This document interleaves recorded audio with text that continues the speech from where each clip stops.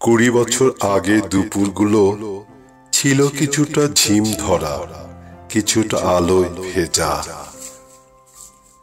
তুমি তখন ধরা দাওনি এখনকার মতো সংযত আলোচনায়।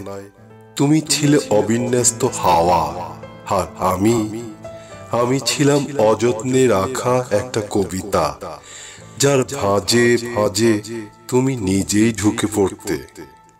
তখনও ভালোবাসা মানে ছিল না উপহার, ছিল কিছু নীরবতা আর কয়েকটা তুমি বুঝতে পারো এইরকম অসমাপ্ত প্রশ্ন। ক্লাস ফাঁকি দিয়ে আমরা যেতাম সেই নির্জন লাইব্রেরির পাশের ছায়ায়। বই হাতে থাকলেও চোখ থাকতো একে অপরের দিকে। তুমি বলতে অর্থহীন ভালোবাসা সবচেয়ে পবিত্র। আমি বলতাম তোমার যুক্তিগুলো বিপজ্জনক রকম সুন্দর। আমরা যুক্তি খণ্ডন করতাম, ভালোবাসা বনাম বোধের লড়াই হতো, আর শেষে সব তর্কই শেষ হতো তোমার এক চিলতে হাসিতে।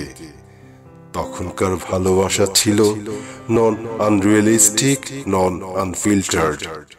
পোস্ট করা হতো না, প্রমাণও চাইতো না কেউ। শুধু দুইজন জানতো সন্ধ্যা নেমে গেলে কার চোখে কার ছায়া জমে। আমরা সেদিন সময়কে পাত্তা দিতাম না।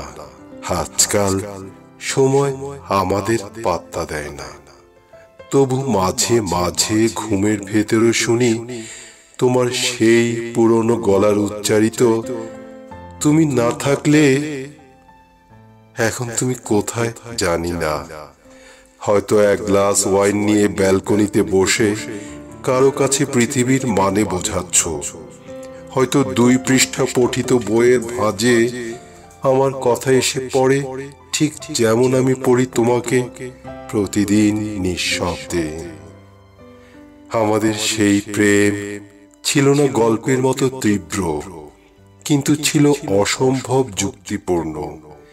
একটা বুদ্ধিদীপ্ত কাব্যিক ভুল, যা আমরা ইচ্ছে করেই ঠিক করিনি। আজও কোনো না কোনো দিন জীবনের খুব বুদ্ধিমান মুহূর্তে তোমার কথা মনে পড়ে, আর মনে হয় ভালোবাসা আসলে তখনই সত্যি হয় যখন সে থাকে না, কিন্তু ফুরায়ও না।